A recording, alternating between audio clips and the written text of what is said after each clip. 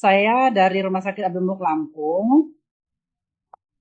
Ya, Ya, seperti yang dibicarakan di awal, bahwasanya kita itu memang terkadang uh, untuk penyesuaian antara aparatur medik elektronik dengan manual, dok ya, memang Prof ya memang agak perlu waktu untuk beradaptasi. Terkadang memang mungkin sembari belajar teman-teman pelaksana agak lama prosesnya gitu, Prof. Nah, jadi sehingga uh, ke pasien terkadang-kadang agak agak agak kurang. Tapi belajar karena kami berdinas di IGD, Prof. Jadi banyak ya. uh, komplain segala macam kan. Makanya walaupun dokumentasi itu memang harus ke pasien juga tetap intinya dua-duanya mesti sejalan karena kami punya pengalaman yang cukup banyak. Kami rumah sakit Abdul Muluk ini kan rumah sakit rujukan 15 kabupaten kota yang ada di Lampung. Bahkan pinggir-pinggiran Sumatera Selatan tuh merujuk ke kita juga. Makanya belajar dari pengalaman kawan-kawan di IGD rumah sakit lain menghadapi komplain-komplain pasien ini, makanya walaupun kawan-kawan ke pasien tetap juga dokumentasi harus dilakukan karena beberapa kasus yang kami temukan di saat memang tindakan sudah dilakukan, tindakan berupa edukasi maupun tindakan langsung ke pasien itu sudah dilakukan, terkadang kawan-kawan kita lupa mendokumentasikan. Nah, seperti contoh, ini pasien ada datang malam, ada rencana operasi besok paginya, perawat, dokter sudah menginformasikan ke pasien dan keluarga untuk puasa gitu ya, Prof. Nah, pada saat pagi kita operan nih dengan malam dengan yang pagi, di saat pasien itu mau dipanggil oleh uh, kamar operasi untuk diberangkatkan untuk operasi, ternyata makan, Prof. Nah, makan kan pasien ini makan. Kita tidak diberitahu kalau puasa seperti itu. Makanya dari pengalaman tersebut kami memberikan masukan ke kawan-kawan yang jaga sore dan malam untuk kalau sudah melakukan uh, pemberian informasi, tolong diisi form edukasinya biar kita ada bukti kalau kita sudah memberikan info konsen atau pemberitahuan ke pasien dan keluarga untuk berpuasa seperti itu. Terus uh, pada saat kita memberikan mendokumentasikan dokumentasi itu, misal kalau kalau di IGD agak riuh ya kalau lagi kredit ya, Prof. Jadi manakala misalkan ini pasien pertama dipegang oleh perawat A, sudah dikaji, sudah dilakukan anamnesa dan segala macam. Kalau misalkan penginputan dokumentasi dilakukan oleh teman yang lain, boleh nggak, Prof? Nanti akan dievaluasi lagi, akan diperiksa lagi oleh kawan-kawan yang mengkaji seperti itu. Itu saja, Prof. Terima kasih. Wassalamualaikum warahmatullahi wabarakatuh. Waalaikumsalam warahmatullahi wabarakatuh. Bukti tanggung jawab dan tanggung gugat adalah dokumentasi. Dan kita sudah menyadari hal itu semuanya. Nah, ketepatan dan kecepatan dokumentasi sangat tergantung pada satu, tadi ya, kompetensi SDM-nya. Yang kedua, shifting ya. Shifting itu termasuk juga proporsi pasien dan perawat. Yang ketiga adalah model. Saya tidak tahu di IGD ini modelnya adalah kasus atau tim atau apa, Bu, di Abdul Muluk? Metode delivery Tim, of care-nya. tim, Tim, tim, Prof. oke. Oke. Kemudian rata-rata jumlah pasiennya berapa dalam satu shift?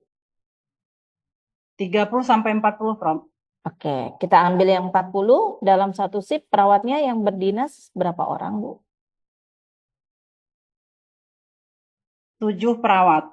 7. Berarti kalau 40 berarti kira-kira 1:5 ya. Gitu ya. Gambarannya 1:5 sampai 6. Karena Ibu tadi juga sampaikan ya, Abdul Muluk ini adalah sangat ini ya besar ya dan menjadi rujukan, sudah terbayangkan ya.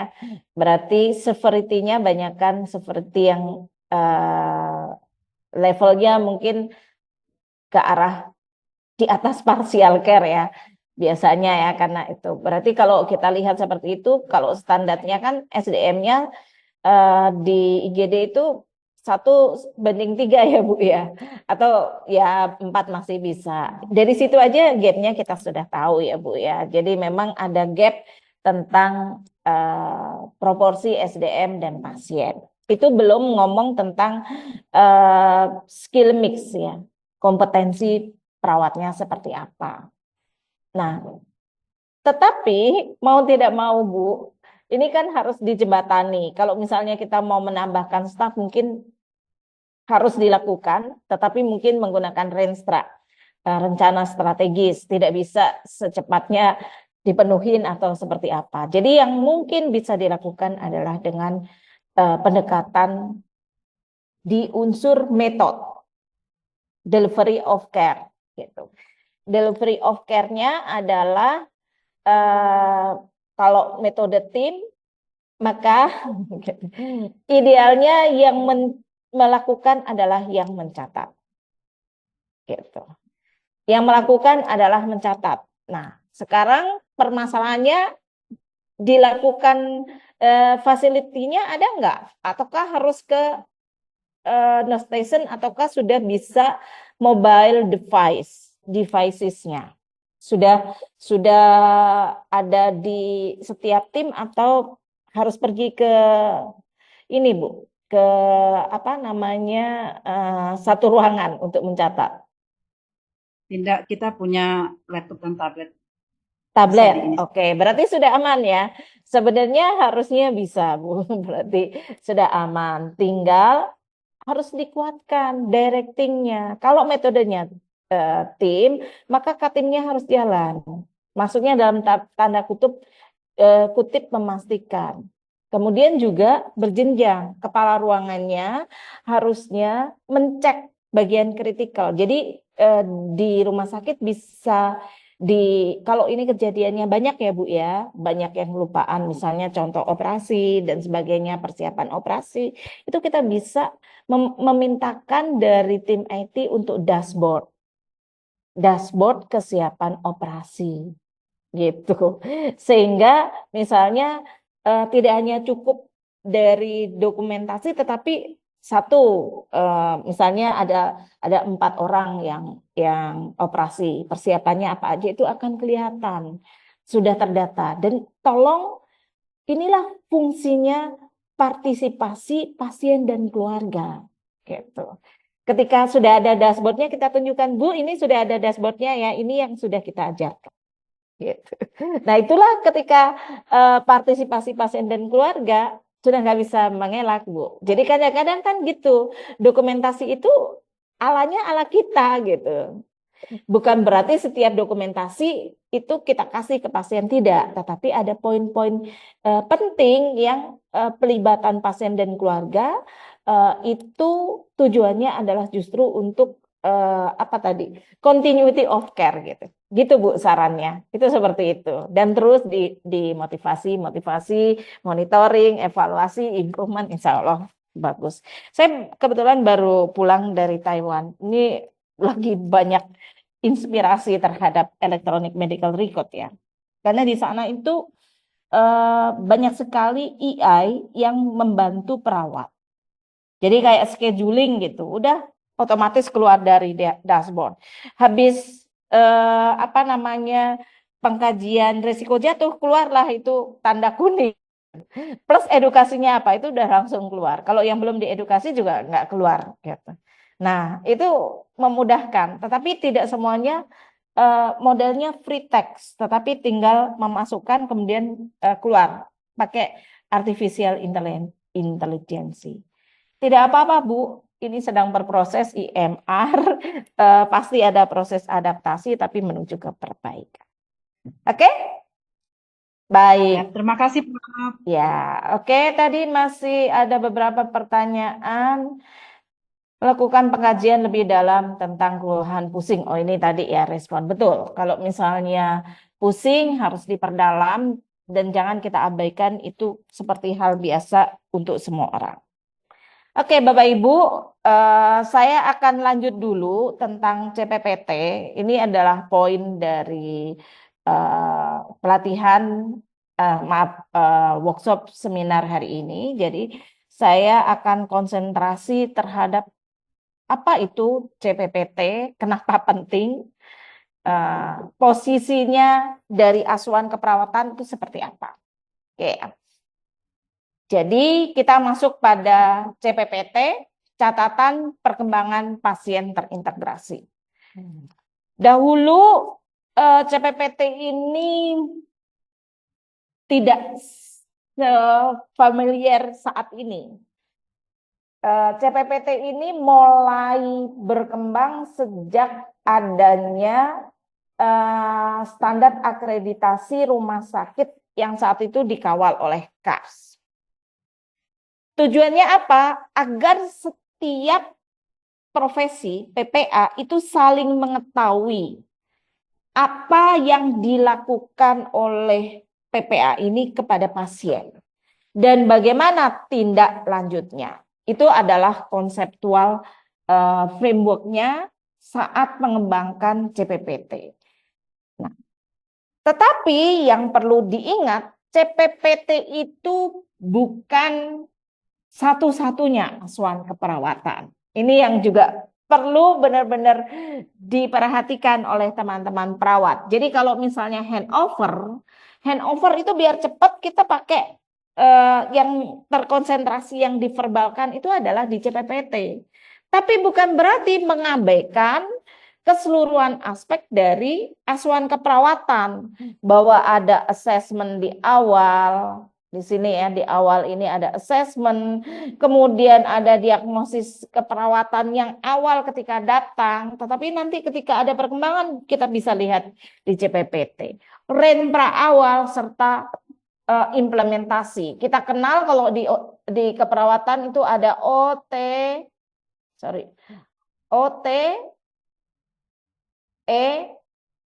Jadi jangan hanya melihat dari CPPT, tapi kita juga lihat dari monitoring nih, observasi. Jadi ada monitoring tanda perkembangan naik turunnya tanda-tanda vital, kemudian misalnya ada pemeriksaan penunjang dan sebagainya, jangan diabaikan gitu. Kenapa harus cepat ketika handover? Ya karena waktu limited time-nya itu sangat ketat. Jangan sampai nanti kita banyakkan dinner station, menyampaikan dokumentasi tetapi ke pasiennya kurang gitu. Bukan berarti setelah selesai handover kita tidak mempelajari hal-hal yang masih ada pertanyaan. Kecuali kemarin ini pasien saya sudah berapa hari kita sudah tahu dari awal. Itulah sebabnya saran di dalam metode penugasan adalah tidak bersifat fungsional. Fungsional itu apa? Ada yang bagian nyuntik, ada yang bagian menyiapkan luka, memberikan bantuan A dan B. Tapi bentuknya minimal tim. Diharapkan apa? Dia itu mengikuti dari pasien masuk sampai pasien pulang. Gitu. Sehingga tidak setiap waktu handover, ini pasien baru lagi, nggak kenal lagi. Tetapi kalau diikutin dari awal sampai akhir, maka paling tidak itu ada bagian-bagian yang sudah dimengerti, sudah dipahami sesuai dengan kondisi pasien. Jadi catatannya CPPT hanya bagian dari asuhan keperawatan. Nah ya, jadi lengkap asuhan keperawatan itu. Jangan sampai nanti akhirnya yang lain-lain itu hanya formalitas, kemudian karena yang banyak dinilai di dalam akreditasi CPPT, maka konsentrasinya hanya di CPPT. Satu yang perlu kita catat bahwa CPPT itu tidak akan pernah ada, karena CPPT itu adanya di sini Bapak Ibu. Evaluasi perkembangan atau asesmen ulang. Nah, asesmen ulang itu tidak akan namanya ulang, berarti artinya ada suatu proses yang sebelumnya. Jadi jangan abaikan asesmen awal, penetapan diagnosis rentra yang sebelumnya. Jangan sampai tiba-tiba bisa membuat CPPT, sedangkan diagnosis yang ditetapkan pertama itu tidak nyambung. Ini yang sering kita temuin, sehingga benar-benar ya, untuk harus diperhatikan bahwa CPPT adalah bagian dari asuhan keperawatan.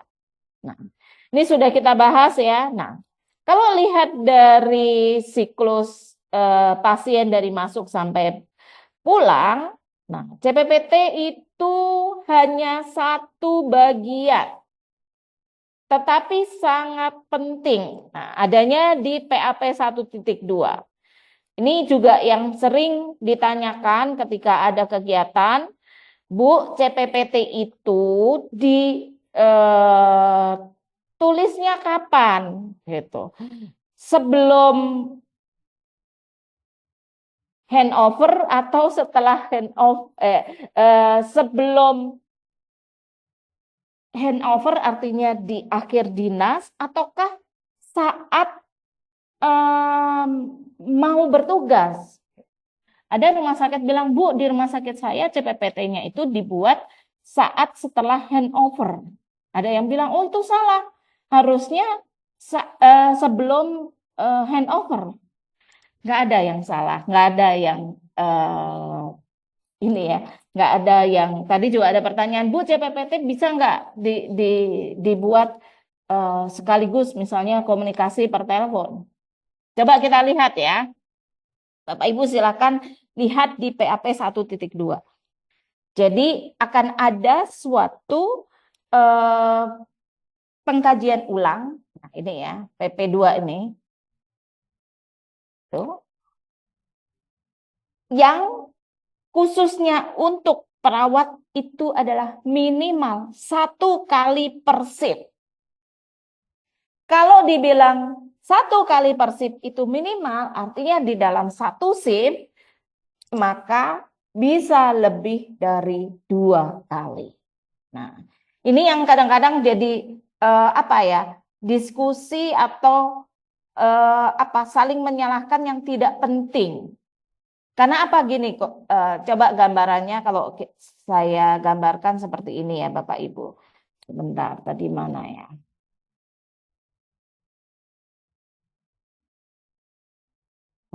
Saya tambahkan di sini. Jadi contohnya nih, ada pasien datang. Pasien datang.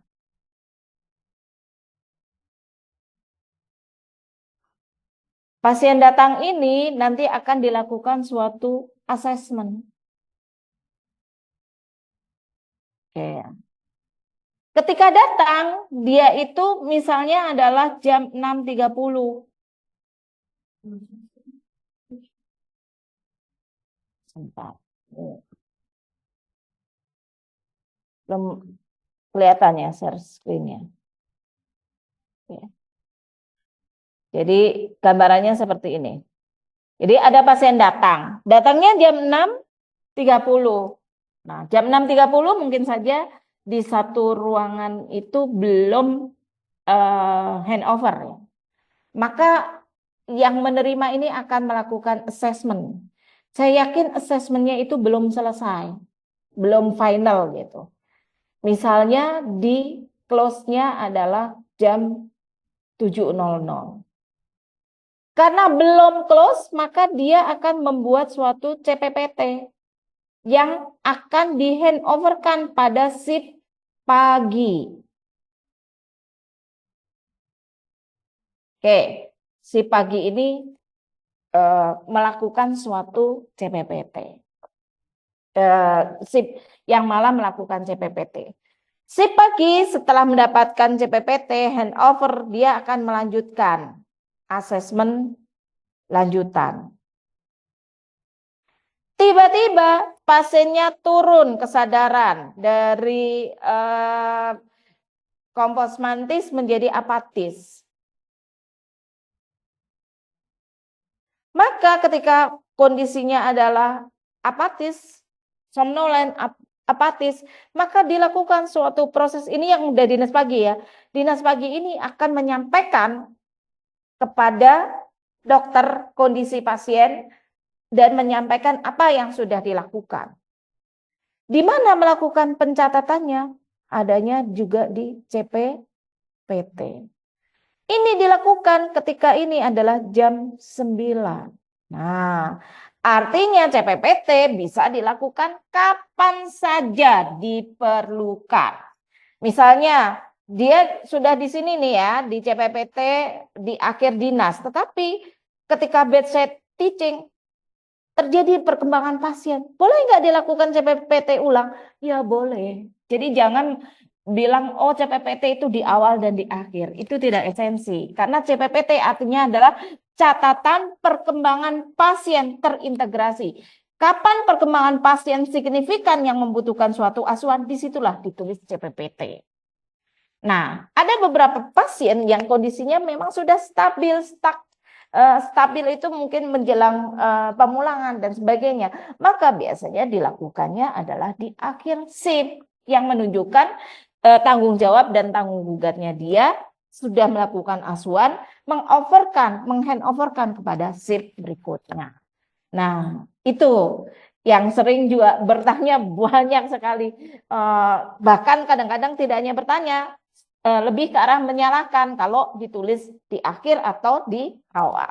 Jadi konteksnya adalah CPPT adalah lebih ke arah perkembangan pasien. Karena perawat itu adalah 3 shift 24 jam, ketika ada perkembangan pasien, disitulah perawat akan menulis. Itu seperti itu ya. Nah, beda dengan medis, dia akan datang, DPJP akan datang hanya 1 kali. Jadi dia akan menulis setelah dia melakukan visit. Kemudian gizi, dia datang ketika ada MST lebih dari 2 dan atau yang lainnya yang memerlukan asuhan gizi, ya dia datang setelah melakukan asuhan. Tapi perawat itu 24 jam. Ketika ada perkembangan, bisa saja dalam satu periode dia menulis sampai 3 atau 4 kali. Jadi bukan karena di awal dan di akhir. Tetapi kenapa sering dilakukan sebelum pergantian shift adalah esensi ketika dia mau handoverkan apa yang sudah dilakukan di dalam satu shift. Itu tentang waktu ya.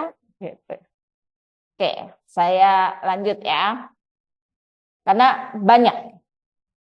Nah, ada pertanyaan, apakah CPPT ini sudah ya kita jawab. Esensinya itu seperti apa? Pertanyaan yang berikutnya adalah, apakah CPPT sama dengan Renpra? Oke, boleh dijawab sama enggak ya?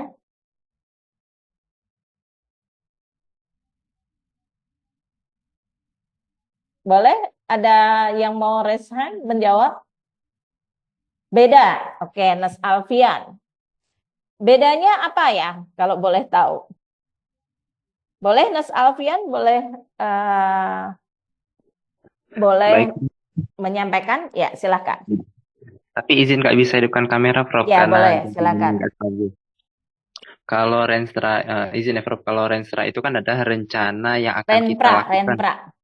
Oh ya, rencana pelaksanaan itu kan ada rencana kita akan ke pasien seperti itu. Kan kita rencananya mau apa seperti itu. Sedangkan kalau CPPT ini adalah evaluasi hasil yang telah kita laksanakan setelah kita rencanakan, kita laksanakan dan apa yang akan kita laksanakan. Sedangkan kalau Renpra yang tadi itu ada satu bagian lagi adalah kan ada kolom instruksi itu, Prof, di bagian CPPT-nya. Itu bisa menjadi Renpra berikutnya. Makanya isinya itu bisa tidak sama seperti itu, Prof. Oke. Oke, jadi kuncinya berbeda ya. Tetapi CPPT adalah bagian dari asuhan keperawatan ya. Jadi saya coba share kembali. Posisi CPPT dengan Renpra. ketika ada pasien datang, tadi ya ada pasien datang, oke, mana dia? Datang, maka perawat PPJA, ini kalau di rumah sakit UI kita sebut nurse PJA ya, nurse penanggung jawab asuhan atau primary nurse, itu akan melakukan assessment. Nah, assessment ini yang tadi disampaikan IAR. IAR ini konsep dari CARS sebenarnya, menggali informasi. Kalau kita tadi berbicara informasi, tolong jangan hanya tentang angka. Angka itu tadi ya, angka itu tensinya berapa, laboratoriumnya. The meaning of the value is not enough. Jadi, tetapi harus juga tentang bagaimana prom dan prem. Dari sini adalah masuk kepada RENPRA. Nah, sebelumnya ada namanya diagnosis keperawatan. Maka inilah yang disebut A. A ini adalah diagnosis keperawatan, analisis, informasi, dilakukan analisis, kemudian ada IAR. R ini adalah rencana. Nah, di sini ya. Kalau kita ingat, rencana itu ada namanya SMART. Specific, measurable, achievable, rasional, dan time. Nah, time-nya ini kapan Bapak Ibu? Targetnya. Das Ian? Nurse Alfian? Target kalau yang membuat RENPRA ini patokannya gimana ya? Izin Prof, kalau kami mungkin patokan standar kami juga nggak tahu ya, tapi kalau di rumah sakit kami menetapkan adalah 3 kali 24 jam, Prof. Dan dievaluasi lagi kembali oleh PPJA itu 3 kali setelah saya 3 hari, di hari keempatnya dievaluasi kembali. Iya, Tapi jadi kalau kita mau mengikuti perkembangan, maka sebenarnya kita harus punya ICP, Integrated Clinical Pathway. Jadi time ini sangat benar-benar tergantung dari kondisi pasien, tetapi berdasarkan evidence-based practice, ICP itu misalnya mengarahkan ya, pasien DHF targetnya itu misalnya 3 hari, pasien tipoid berapa hari, itu kita harus punya panduannya gitu. Tetapi itu adalah physically. Tetapi kalau yang bersifat misalnya kecemasan harusnya bisa. Itu berbasis dari kemampuan kita melakukan clinical judgment. Bahwa misalnya kalau tentang kecemasan bisa teratasin misalnya 1, tidak harus hari ya, 2 kali pertemuan. Nah, itu bisa mengungkapkan rasa cemas dan sebagainya. Itu contoh. Jadi RENPRA ini adalah tujuan jangka panjang dari mulai masuk sampai mau pulang. Itu seperti itu. Baik psikososial, spiritual, budaya. Nah, setelah IAR ini akan dilakukan suatu implementasi. Nah, ini ya.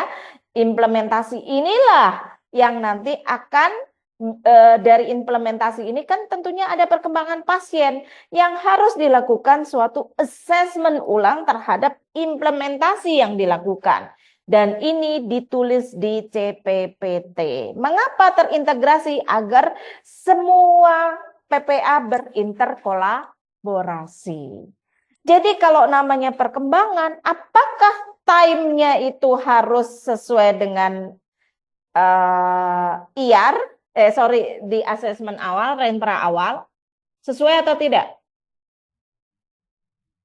Kalau untuk kami sesuai, Prof. Karena kan di CPPT itu diinstruksinya kan harus sesuai dengan rencana di awal kembali. Tidak mungkin rencana diimplementasi berbeda dengan, rencana di CPPT tidak sesuai dengan rencana asesmen awal gitu, Prof. Jadi harus sama. Iya, R-nya sama. Tapi bagaimana dengan waktunya? Waktunya disesuaikan, Prof. Misalnya hari ini adalah hari pasien perawatan kedua, maka 2 kali 4 jam. Target awal 3 kali, hari ini sudah berubah menjadi 2 kali seperti itu. Dan kalau pasien transfer misalnya ada rencana perburukan kondisi, direncanakan transfer ke ICU dinas siang, maka berubah menjadi 1 kali 6 jam Ya. atau 7 jam ketika akan ditransfer. Seperti itu, Ya. Prof.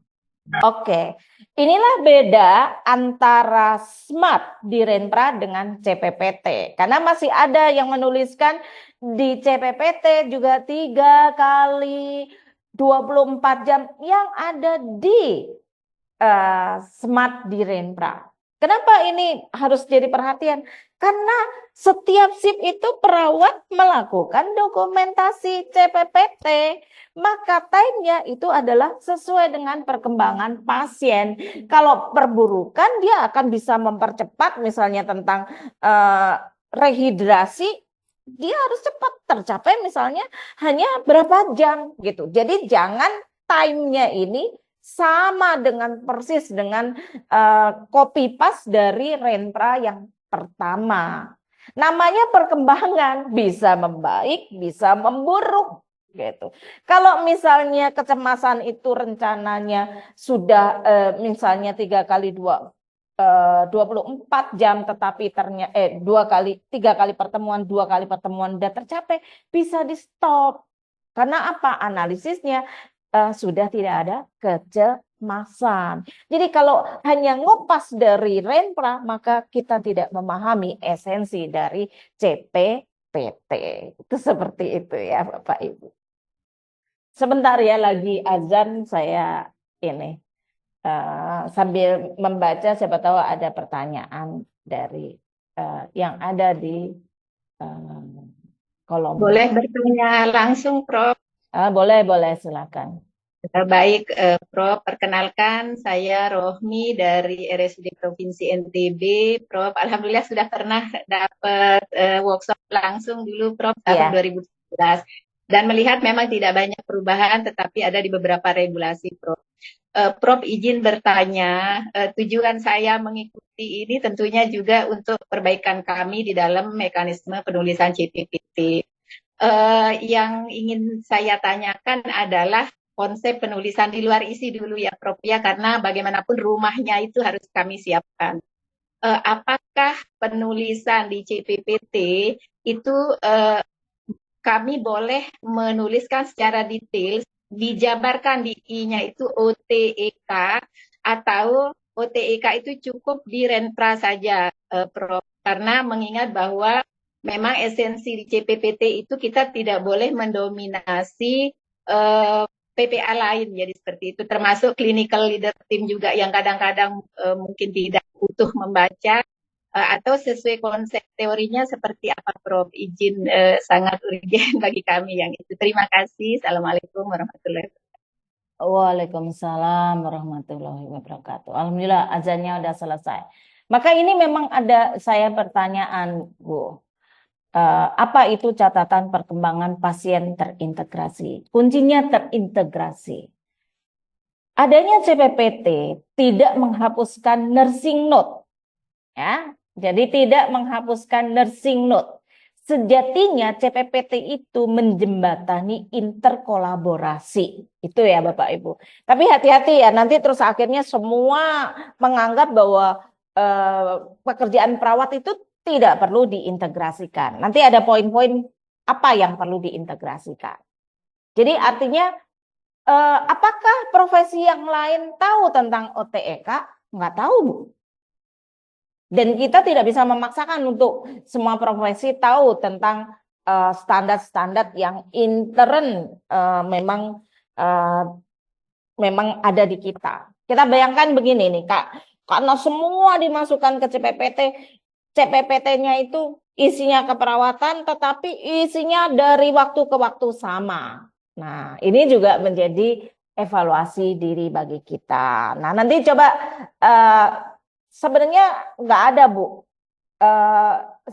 Sedang ingin membuat bukunya, tapi belum dibukukan. Jadi semoga kalau ini nanti selesai, bukunya nanti bisa untuk rujukan. Tapi kalau isinya apa itu banyak yang menyarankan. Jadi nanti juga bersifat suggestion. Nanti akan sampai ke sana, Bu. Isinya apa aja ya. Seperti itu. Nah, tadi ada yang bertanya juga, apakah bisa CPPT itu dibuat setelah membagikan obat. Nah, ini agak dalam tanda kutip ya, kata-kata membagikan obat, membagikan obat. Apakah benar ya tugas perawat membagikan obat? Jadi kalau pengisian CPPT sehabis membagi obat, kalau boleh saya sarankan tidak ada istilah membagi obat. Tetapi yang ada adalah kalau bahasa Inggrisnya adalah administering medicine. Administering medicine itu responsibility-nya tinggi. Jadi tidak sekedar membagi obat, gitu. Tapi tujuh benar, kemudian juga double check, kemudian juga melihat respon. Nah, pertanyaannya, kalau ada respon, apakah bisa dicatat di dalam ini apa namanya di dalam CPPT? Nah, kita lihat lagi ya, prom dan prem, gitu. Kalau ini sangat kritikal akan membuat keselamatan pasien, jangan abaikan itu. Langsung lakukan, misalnya nih tanda-tanda anafilaktik shock, ya harus dicatat, gitu. Tapi kalau inilah kepandaian kita clinical judgment ya, memutuskan critical thinking kita memutuskan apakah ini perlu diintegrasikan atau tidak. Tetapi kalau misalnya dia sakit gitu, nah kita ajarkan apa namanya teknik relaksasi itu cukup bisa di nursing note. Tapi kalau misalnya tanda-tanda anafilaktik shock, kemudian misalnya ada alergi, nah itu ya harus dikoordinasikan. Kita sampaikan per telepon, kemudian dicatat di dalam nursing note. Itu seperti itu. Oke ya, sekaligus menyampaikan. Ini saya sengaja tidak slideshow ya. Kemudian, apakah sama dengan nursing note? Sebagian nursing note bisa dimasukkan ke CPPT, tapi tidak semua nursing note dimasukkan ke CPPT. Itu yang ditanyakan oleh Ibu siapa tadi? Robi ya, Bu. Nanti tenaga kesehatan lain udah menu-menuin nih gitu. Udah gitu, ketika penuh kita nggak bisa dapat esensi mana yang kritikal gitu. Maka harus bisa memilih mana yang bisa diintegrasikan. Selebihnya bisa kita catat di nursing note. Mungkin seperti itu Bu Rohmi ya. Terima Oke, kasih, Prof. Oke, saya lanjutkan. Ini ada hal-hal yang sering terjadi yang mungkin bisa menjadi proses pembelajaran. Oke ya. Tidak usah dilihat nama, kemudian dari rumah sakit mana ya, kalau misalnya ternyata kelihatan, tapi saya sih berharap sudah saya hidden nih. Nah, ini contoh. OS datang. Kata-kata OS saja ini sudah tidak lagi bersifat yang menghargai pasien, OS, orang sakit. Kita lebih baik menyampaikan klien atau pasien.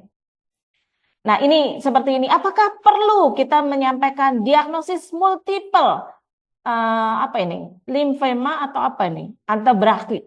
Pertanyaannya perlu atau tidak? Nggak perlu. Kenapa? Di rekam medis sudah ada. Nah, justru esensi kita ini nanti hilang karena kebanyakan mencatat yang tidak perlu dicatat gitu. Oke. Kemudian yang berikutnya S-nya nyeri. Mungkin menyampaikan nyeri ya. Kemudian O-nya KU sedang. Kesadaran kompos mentis. Nah, nggak tahu dan IVFD-nya tidak ada dan sebagainya. Nah, Bapak Ibu, coba bayangin dengan analisisnya nyeri, tetapi tidak ada data tentang nyeri. Ini artinya tidak nyambung antara objektif dengan analisis. Kemudian P-nya apa ini saya nggak tahu. Maka saya sangat setuju. Ini sudah harus bermigrasi kepada electronic medical record. Karena apa? Kalau tidak nggak bisa kebaca gitu. Nggak tahu, saya aja nggak bisa membaca. Jangan-jangan yang menulis pun apa ini ya. Gitu.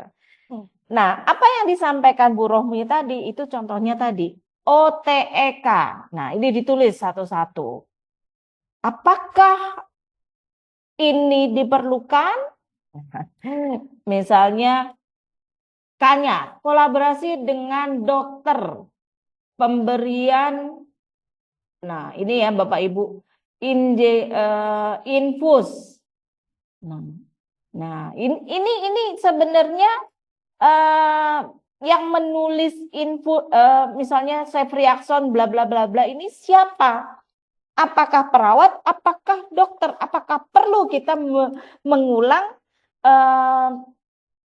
order dari obat? Perlu atau tidak? Silakan, siapa yang mau menjawab silahkan ditulis di. Tidak perlu, Prof. Tidak perlu. Kenapa? Kalau kita salah menuliskan dari dosis atau rute, maka kesalahan ada di kita. Gitu. Sebaiknya kalau nanti ada order obat, silakan untuk dilihat langsung di order obatnya. Itu seperti ya. Nah, ini yang lain lagi nih. Contoh-contohnya. Ini yang menggunakan OTEK gitu. OTEK itu sebenarnya adalah pola belajar Bapak Ibu. Tidak harus ya dalam tanda kutip ya. Tapi kalau misalnya ternyata mau distrukturkan juga tidak salah. Tapi jangan sampai nanti kesannya itu ini proses perkuliahan atau real pada pasien. Nah, itu yang juga seringkali menjadi diskusi. Sama ketika di rumah sakit, ini kayaknya masih ke bawah ini waktu proses perkuliahan gitu, perkuliahan yang memang detail A sampai Z dituliskan gitu. Bukan berarti yang mengkorting hal-hal yang penting. Nah, ini satu lagi nih. Nyeri pada kaki kiri, pusing, demam, ini subjektifnya ya. Kemudian objektifnya kompos mentis, GCS-nya berapa, skala nyerinya 3, tensi, kemudian nadi, pernafasan, suhu. Analisisnya nyeri, kemudian hipertermi. Padahal pasien ini sebenarnya adalah pasien dengan stroke. Ini kebetulan pasiennya adalah dengan stroke. Tapi karena S-nya, nih ini kan S-nya kan, tadi outcome reported, kemudian experiences. Ini pusing loh Bapak Ibu dibilangnya. Tapi di sini kita lihat juga ada dengan dengan tensinya 150. Tapi di sini adalah nyeri dan hipertermi gitu. Padahal ini pasien dengan stroke. Justru analisis kaitannya proses penyakitnya, kaitannya stroke tentang diagnosis misalnya penurunan kapasitas intrakranial dan seterusnya itu nggak ada. Gitu. Ini menunjukkan proses apa ya, kemampuan critical thinking yang belum mungkin ya yang teringat itu yang paling banyak nyeri, hipertermi dan sebagainya. Nah, inilah yang harus benar-benar konsentrasi tugas dari manajernya. Kalau misalnya sudah punya clinical nurse spesialis ya tugas dari clinical nurse spesialis untuk mengarahkan terkait substantif itu seperti itu. Nah, kalau kita lihat ya Bapak Ibu, jadinya akhirnya pasien stroke intervensinya itu hanya Nancy, tanda-tanda filter, nyeri, kemudian teknik manajemen nyeri, kompres hangat, kemudian minum, kemudian pemberian pemberian terapinya apa kita juga nggak tahu ini. Nah, padahal ini sebenarnya pusing, tensinya adalah proses dari perkembangan penyakit. Bahkan suhunya ini juga bisa kaitannya dengan proses dari perkembangan penyakit. Jadi bukan karena misalnya tentang proses infeksi dan sebagainya, bukan seperti itu. Nah, ini juga contoh-contoh dari CPPT. Nah, ada lagi yang menarik lagi. Ini lanjutan ya, masih pasien yang sama. Pusing, demam. GCS-nya masih ada, skala nyeri. Ini masalah belum teratasi. Masalah apa yang belum teratasi? Kita nggak tahu.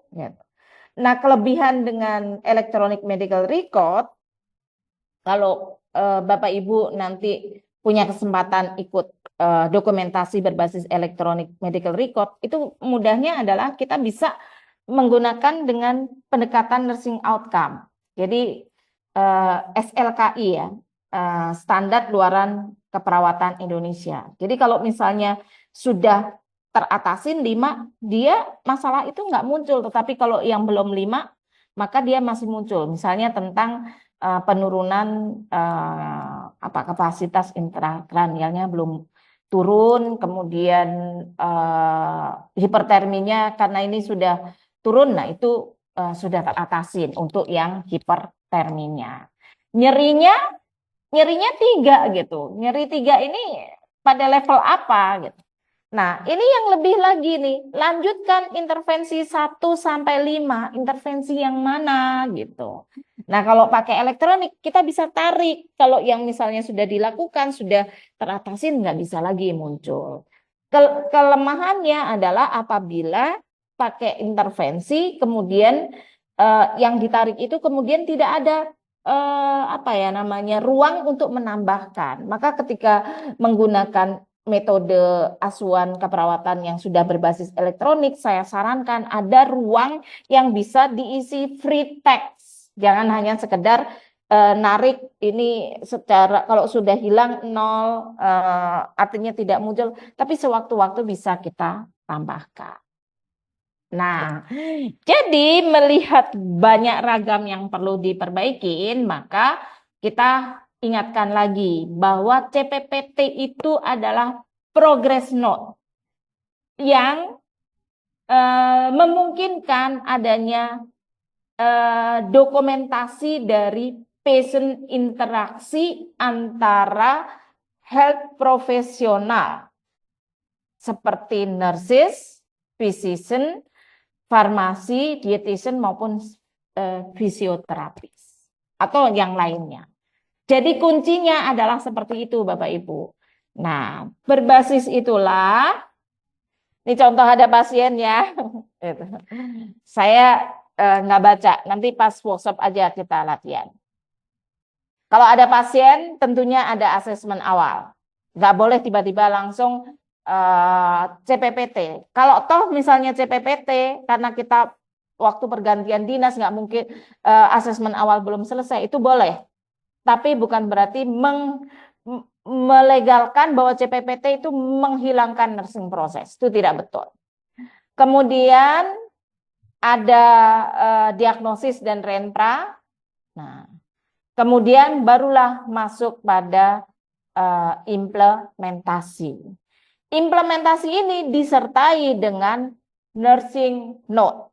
Jadi implementasi ini misalnya banyak nih kegiatan keperawatan yang tidak bisa dimasukkan ke dalam, semuanya dimasukkan ke dalam CPPT. Misalnya ini ya, melakukan distraksi beberapa kali itu mungkin tidak perlu setiap jam itu dilakukan, atau relaksasi itu dituliskan cukup di nursing note, tapi summary-nya nanti dimasukkan ke CPPT itu seperti itu.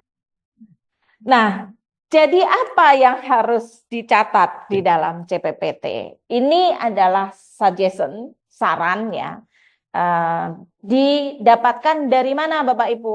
Dari standar. Jadi nanti kita lihatkan ya. Ada tanggal dan jam. Kalau formatnya silahkan ya. Kemudian kalau formatnya masih yang menggunakan form ini, kalau diminta PPA, jangan hanya menuliskan perawat atau bidan atau di riset, tapi nama. Misalnya Nesria. Nah, itu. Kalau perlu ada SIP STR. Karena apa namanya, kalau pakai komputerisasi kan langsung ditarik. Jadi melekat STR SIP-nya. Kemudian isinya apa? Ada konsensus menggunakan SOAP. Kalau gizi itu pakai ADIME gitu. SOA. Jadi ini ada konsensusnya seperti itu. Gitu. Nah, isinya apa Bapak Ibu? Jadi isinya S. Nah, inilah masuk tadi. S itu tolong diminta untuk mengeksplor tidak hanya sekedar keluhan, tetapi juga experiences.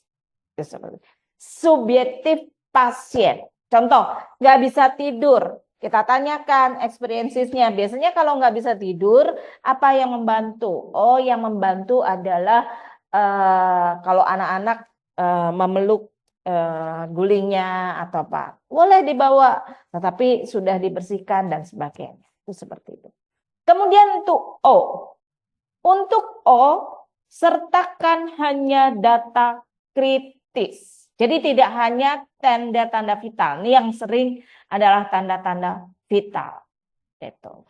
Contohnya apa? Kalau misalnya bersihan jalan nafas, maka pertukaran gas, misalnya pakai PCO2, jadi kita kalau mempelajari SDKI, SLKI, dan sebagainya, maka sebenarnya kita akan tahu data kritis apa yang diperlukan untuk menetapkan analisis.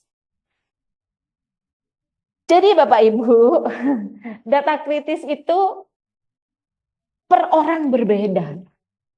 Kalau diare, tentunya data kritisnya adalah tanda-tanda vital, hemodinamik, kemudian misalnya adalah yang tanda pasien dehidrasi itu apa?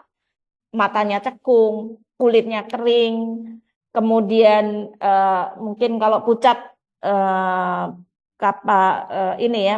berapa menit capillary refill-nya, karena diare bising ususnya. Nah, berbeda gitu dengan pasien yang dengan misalnya keluhannya sesak. Gitu. Kalau sesak berarti kan penggunaan retraksi dada, irama nafasnya seperti apa, kemudian mungkin sputum dan sebagainya. Nah, itu sangat berbeda. Gitu. Jadi tidak semuanya hanya tanda-tanda vital. Disinilah kemampuan kompetensi berpikir kritis menggunakan integrasi knowledge seorang perawat itu diperlukan. Mengapa? Diperlukan PPJA seorang nurse ya karena belajar di sana gitu. Jadi tidak semuanya akhirnya munculnya hanya tanda-tanda vital dan biasanya skala nyeri atau level jatuh. Tetapi sangat luar biasa itu. Misalnya kalau pasien dengan hepatoma apa yang muncul termasuk lingkar perut, kemudian mungkin ada jaundice dan sebagainya. Nah, itu hasil palpasi dari abdomen dan sebagainya. Itulah di objektif itu seperti itu. Nah, kalau di ruang rawat maka dianjurkan juga menuliskan EWS karena ini menjadi konsentrasi gitu. Jangan sampai tiba-tiba EWS-nya tiba-tiba sudah orange gitu. Jadi EWS ini di-overkan untuk apa menjadi critical point yang harus diprioritaskan pada shift berikutnya gitu. Kemudian status fungsional. Status fungsional ini Bapak Ibu tidak mesti semuanya ditulis, hanya yang kritikal saja. Misalnya pasiennya dengan risiko jatuh ya itu gitu. Kalau misalnya pasiennya dengan hepatoma, kemudian berat badannya sangat rendah, maka ya kita sampaikan nutrisinya, screening nutrisinya, MST-nya 2,5. Nah, ini menjadi perhatian gitu. Tapi bukan berarti status fungsional ini diabaikan. Misalnya pada pasien stroke, kita akan konsentrasi pada eliminasi. Ini pasiennya sudah 3 hari tidak BAB, itu kita tuliskan. Jangan anggap enteng BAB, karena dengan konstipasi maka akan terjadi kalau mengedan ada falsafa manuver, akan terjadi penekanan TIK. Nah, itulah bermainnya proses berpikir kritis. Jadi kalau misalnya ini bisa dilakukan, maka ini sebenarnya sangat-sangat luar biasa, Bapak Ibu. Profesi lawan pun akan melihat, oh iya ini keren nih perawatnya gitu. Kenapa? Oh, pasien stroke pasti ada kaitannya dengan eliminasi, itu status fungsional yang harus jadi perhatian. Pasien dehidrasi berarti balance cairan intake output menjadi perhatian. Nah, itu seperti itu. Dan jangan lupakan psikososial, ini juga harus menjadi perhatian karena perawat katanya kan caring. Pada kondisi-kondisi tertentu, kebutuhan edukasi bisa dimasukkan, terutama pada pasien-pasien yang menjelang pulang atau mempunyai memang kebutuhan edukasi yang urgent. Baru disinilah masuk kepada analisis yang isinya bisa menggunakan pendekatan problem diagnosis. Problem diagnosis ini mengacu pada Renpra pertama, tapi kalau misalnya perkembangannya memburuk, boleh ditambahkan untuk diagnosis yang baru. Atau sudah teratasi, maka diagnosis yang pertama itu sudah didel, sudah berhasil. Jadi kalau CPPT awal dengan CPPT akhir itu masih sama, maka artinya perkembangan pasien itu tidak bergerak, padahal pasiennya sudah mau pulang. Berarti sebenarnya perawat hanya sekedar menulis CPPT. Itu seperti itu. Jadi kalau kita lihat harusnya tanda-tanda vital pasien yang mau pulang itu harusnya bergerak ke arah yang baik. Yang awalnya sesak, dia nanti frekuensinya sekian. Bagaimana penggunaan cuping hidungnya juga sudah mulai menurun. Kapilari refillnya juga sudah naik dan seterusnya. Itu harusnya gitu. Nah, ini hanya bisa kalau kita dekat dengan pasien. Diukur melalui angka, divalidasi menggunakan tadi experiences-nya dan apa yang dirasakan oleh pasien. Kemudian di P tadi sudah kita diskusikan, P-nya tidak sama dengan Renpra yang di depan, yang misalnya pasien stroke iskemik 7 kali 24 jam. Di sini berbicaranya catatan perkembangan pasien terintegrasi. Jadi jangka pendek. Hari kedua ini apa targetnya? Kalau kita berbicara integrated clinical pathway, hari pertama, hari kedua, ketiga itu berapa kali 72 jam itu adalah fase kritisnya. Nah, itu harus benar-benar harus benar-benar dikawal. Jadi seperti itu Bapak Ibu. Untuk P ini kan tetap ada SMART ya. SMART itu artinya ada spesifik yang harus dilakukan, kemudian time. Sehingga di saat menyusun ini di KARS itu P itu nyambung dengan instruksi. Jadi instruksi itu bukan hanya instruksi dokter kepada perawat, bukan. Tetapi setiap PPA boleh saling memberikan order. Jadi instruksi ini bahasa Inggrisnya adalah order. Jadi jangan dimaknain instruksi itu adalah instruksi dokter ke perawat. Ini sudah panjang perdebatan ketika kita menyusun standar akreditasi. Ketika kita bilang order atau instruksi, itu harus jelas kepada siapa. Jadi kalau misalnya OTEK, tadi ya, misalnya kolaborasi. Ini pasien dengan sesak nafas. Kita boleh kok melakukan order ke dokter untuk meminta X-ray gitu. Pada dokter siapa mohon untuk request untuk X-ray. Pasien dengan kondisinya bla bla bla bla. Apa instruksinya? Itu harus disampaikan. Kapan harus dilaksanakan? Bagaimana dilaksanakan dan siapa yang menginstruksikan. Jadi harus ada tanda tangan dan tanggal. Nah, kalau kita lihat tadi bagaimana instruksinya, Kita lihat ya. Nah, ini ya contoh-contoh yang tadi kita lihat. Nah, ini ya. Nah, lanjutkan intervensi. Tidak jelas ya instruksinya, instruksi yang mana. Nih, contoh lagi ya. Nih, apa ya nggak kelihatan ini. Ini contoh ini OTEK untuk siapa ya? Untuk dinas pagi, dinas malam, ini nggak jelas. Gitu. Nah, ini menjadi suatu perhatian bagi kita. Jadi Bapak Ibu, ini adalah contoh untuk apa yang harus terisi di dalam CPPT. Kemudian ini prinsip dalam membuat order. Tentunya kalau kita sebagai nurse PJA, penanggung jawab asuhan atau primary care itu harus tahu yang akan dinas berikutnya siapa. Jadi apakah kita tepat akan memberikan instruksi atau order berikutnya.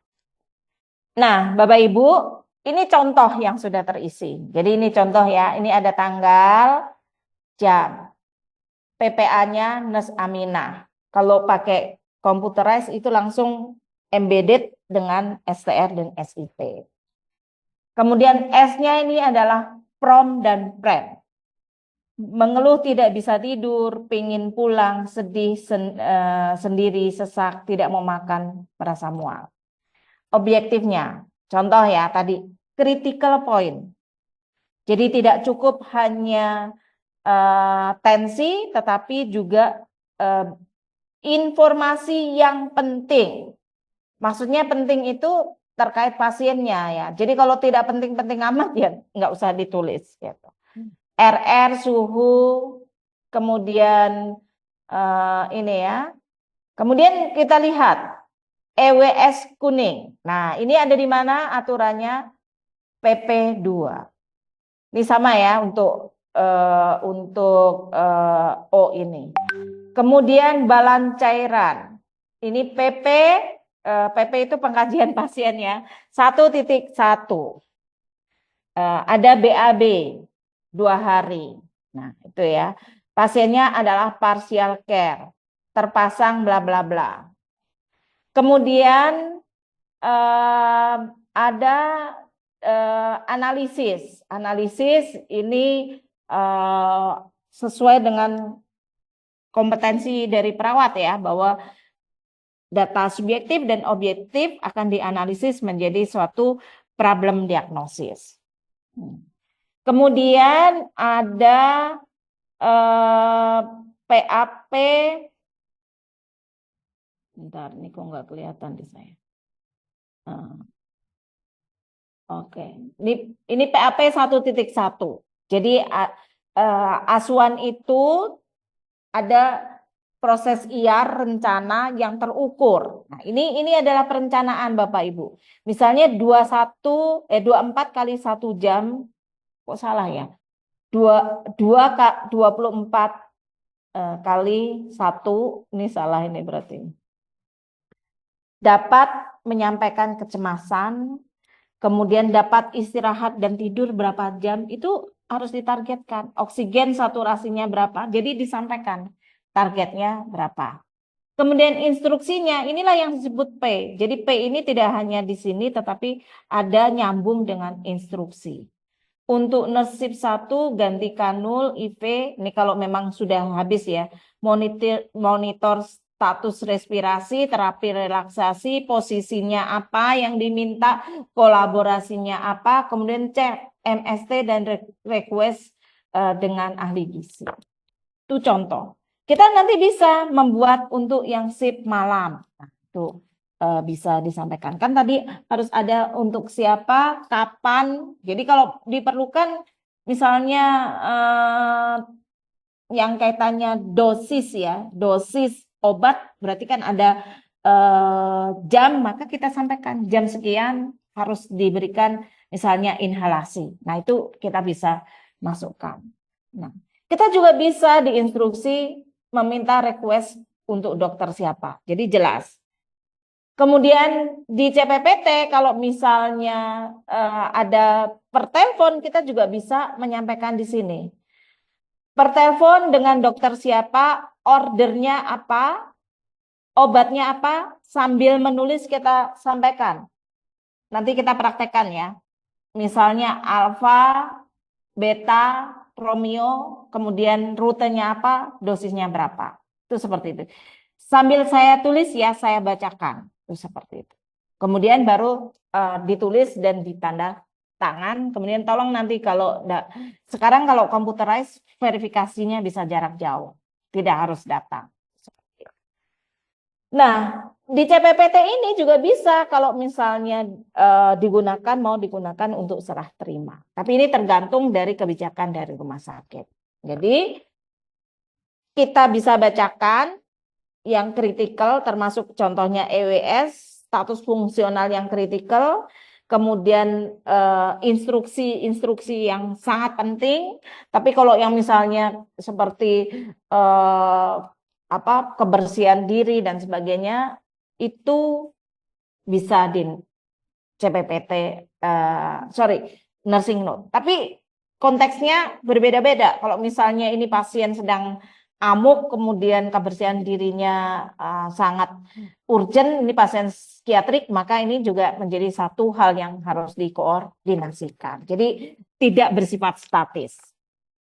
Kemudian diserah terimakan dan yang menyerahkan dan yang menerima itu tanda tangan. Tadi kalau di rumah sakit UI itu sudah ada sistemnya ya, pakai elektronik medical record. Itu sekaligus untuk yang menyerahkan dan menerima. Nah, ini kan terus bergulir ya, gitu. Kalau ini tidak dilakukan evaluasi, umumnya akhirnya kelabakan ketika akreditasi. Maka salah satu jembatan untuk melakukan itu, untuk kepala ruangan, lakukanlah supervisi. Untuk komite keperawatan, lakukanlah audit dokumentasi. Nah, itu sama-sama untuk bergerak untuk suatu perbaikan. Oke?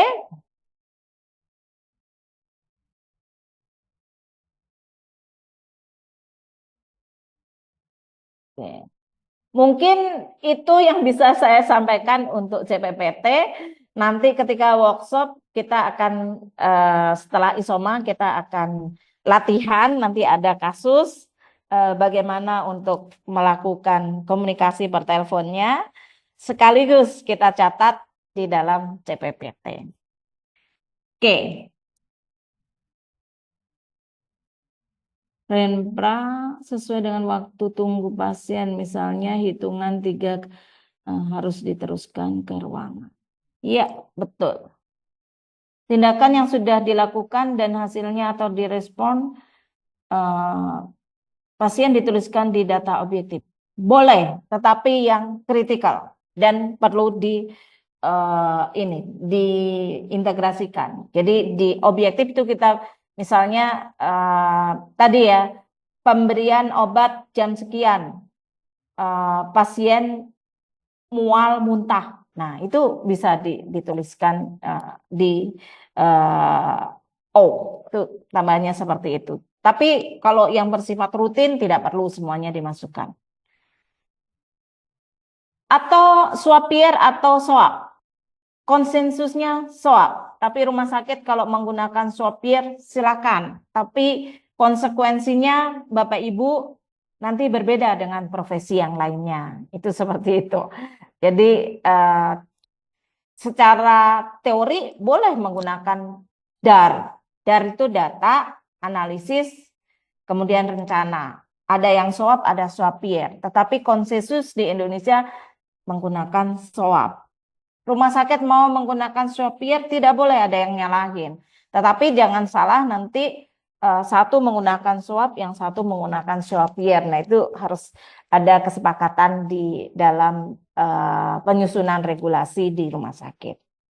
Dalam swab di CPPT di manakah kita sisipkan TBAK? Oh ya, nanti ini kita bahas. Tadi contohnya kalau sudah ada sudah ada sistem informasinya, TBAK itu kan verifikasi ya, verifikasi langsung. Jadi biasanya klik tulis Kan kita tulis, saya tulis ya, ini kan udah ditulis. Baca, saya coba baca ulang ya.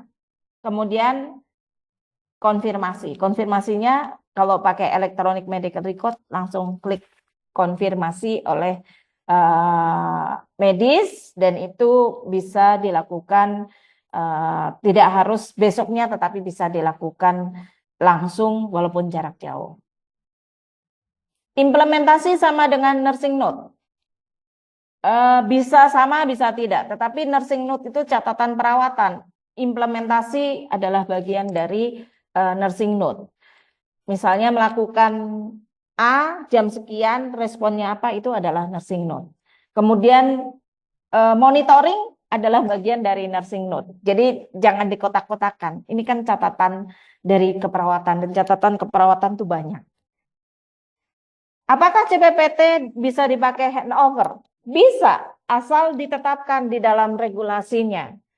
Jadi CPPT itu termasuk digunakan di dalam handover. Tujuannya apa? Biar tidak berkali-kali mendokumentasikan hal yang sama. Itu seperti itu. Tapi jangan sampai handover itu tadi, handover itu sebagian adalah yang diverbalkan, disampaikan verbal. Tapi termasuk keseluruhan dari rekam medis itu dilakukan suatu timbang terima. Penulisan S pada neonatus atau bayi atau pada pasien yang terpasang ETT. Ini nanti ya, mungkin saya kurang paham juga. Penulisan S pada neonatus. Izin bertanya, ini handover sudah ya. Membubuhkan cap terima antar perawat. Sebenarnya bukan capnya, tetapi siapa yang handoverkan, siapa yang menerima.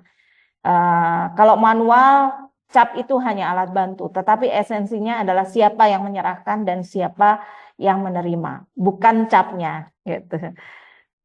Izin, apakah perlu menginput kembali hasil visit dokter? Tidak perlu. Gitu.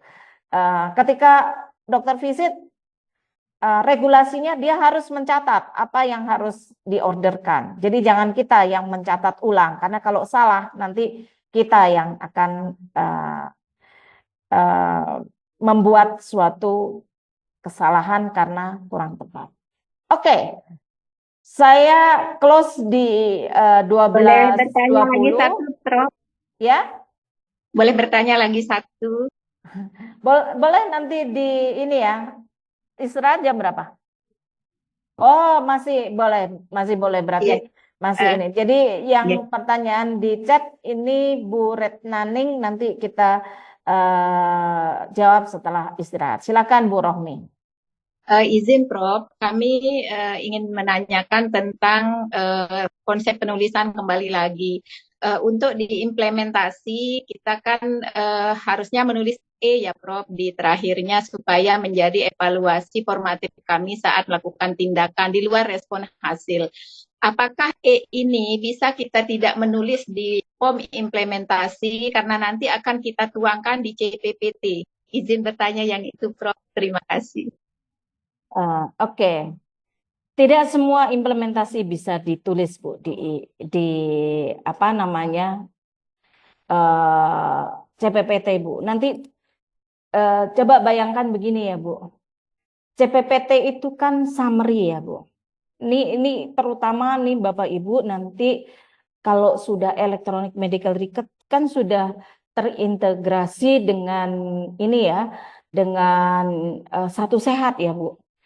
Kalau kita tidak menuliskan implementasi itu tergambar Bu, apa pekerjaan dari perawat. Saya sendiri ngelihat nih ketika tidak ini ya, tidak menggunakan electronic medical record pun saya ngelihat sedih banget ya. Kok kerjaan perawat cuma Nancy dan sebagian, dan itu dari mulai jam sekian dan sampai pulang gitu. Jadi saya sarankan implementasi lengkap ya Bu, itu tetap ada di nursing note perawat gitu. Tidak Izin semuanya Prof, ya gimana? bukan itu maksud saya. yang ingin saya tanyakan di POM implementasi kami setelah menulis implementasi di akhir dinas kan kita harus merangkum evaluasi saat dinas. Apakah itu bisa dihilangkan atau tetap ditulis karena nanti sejatinya akan kami tuangkan di dalam SOA di CPPT saat handover. Izin maksudnya seperti itu. Terima kasih, Prof. Iya, iya, iya. Mungkin eh, kalau boleh saya sarankan, implementasi keperawatan kalau disamerikan dan sama CPPT-nya, yaitu langsung dimigrasikan. Tapi bukan berarti implementasi keperawatan itu tidak dievaluasi, Bu. Jadi kalau ada hal-hal yang tertentu, misalnya ya habis melakukan family meeting gitu, kemudian ada evaluasi ya, kan nggak mungkin ya menuliskan semuanya di CPPT, lengkapnya adanya di implementasi keperawatan gitu. Jadi biasanya kan ada implementasi sebelahnya respon. Itu seperti itu, Bu. Jadi kalau bentuknya sama, saya sarankan digabung aja. Gitu, Bu. Terima Oke? kasih, Prof. Oke, baik. Sementara kita tutup ya, karena kita harus istirahat, isoma. Nanti kita lanjutkan. Jam berapa, Nas Alda? 13.30. Semoga nanti kita bisa langsung praktik. Jadi kita praktik dulu CPPT, terus nanti kita lihat perkembangan, kemudian kita praktek gimana menyampaikan per telepon plus dokumentasi di CPPT-nya. Oke, selamat istirahat Bapak Ibu. Saya kembalikan kepada Nas Alda. Baik, terima kasih Prof. Sesuai yang sudah disampaikan, kita akan isoma terlebih dahulu Bapak Ibu selama 1 jam. Silakan dimanfaatkan waktunya. Kita kembali lagi di jam 13.30. Tadi akan ada, sudah di-spill ya, lebih ke praktik ya karena kita temanya workshop. Jadi silakan beristirahat terlebih dahulu. Kita kembali di jam 1:30 siang. Terima kasih.